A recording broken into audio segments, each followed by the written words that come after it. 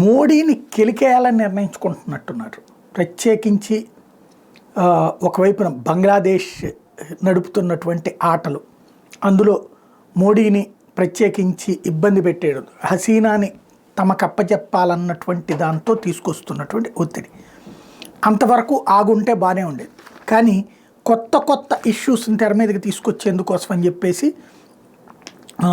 ఏది బంగ్లాదేశ్ది అక్కడ అవ్వట్లేదు కాబట్టి బంగ్లాదేశ్ గేమ్ని భారతదేశంలో రైతుల పేరుతో నడిపించేటటువంటిది. ఇంతకుముందు ఎట్లయితే జరిగిందో రైతుల పేరుతో నాటకాలు మళ్ళీ ప్రారంభిస్తున్నారు.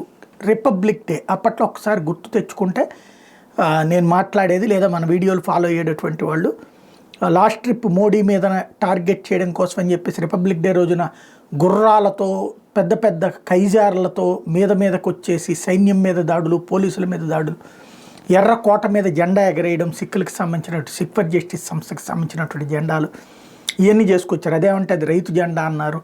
అదంతా నడిచింది. ఎందుకు అంటే ఆ టైంలో కాల్పులు జరపాలి. కాల్పులు జరిపితే దేశంలో రైతుల మీద కాల్పులు జరిపాడు మోడీ అని చెప్పేసి ప్రచారం చేయాలి. చివరికి అందుకే దెబ్బలు తింటున్నటువంటి పోలీసులు, దెబ్బలు తింటున్నటువంటి సిఆర్పిఎఫ్, దెబ్బలు తింటున్నటువంటి ఆర్మీని కూడా ఏమీ చెయ్యొద్దన్నారు. వాళ్ళు దెబ్బలు తిన్నారు తప్పించి ఏ ఒక్కళ్ళు కూడా రైతుల్ని కొట్టలేదు. ఆ విధమైనటువంటి పరిస్థితి మరొకసారి సృష్టించడం కోసం అని చెప్పేసి ఇప్పుడు పంజాబ్లో ఈలోపు అతనులే చచ్చిపోవాలని రైతుల నాయకుడు దాన్ని బేస్ చేసుకుని, దల్జీని బేస్ చేసుకుని దేశవ్యాప్తంగా గొడవలు సృష్టించాలన్నటువంటి కుట్ర మోడీ మీదన మరొకసారి కుట్ర రిపబ్లిక్ డేని అడ్డుపెట్టి చేసే ప్రయత్నం జరుగుతుంది. ఏం జరుగుతుందో చూడాలి.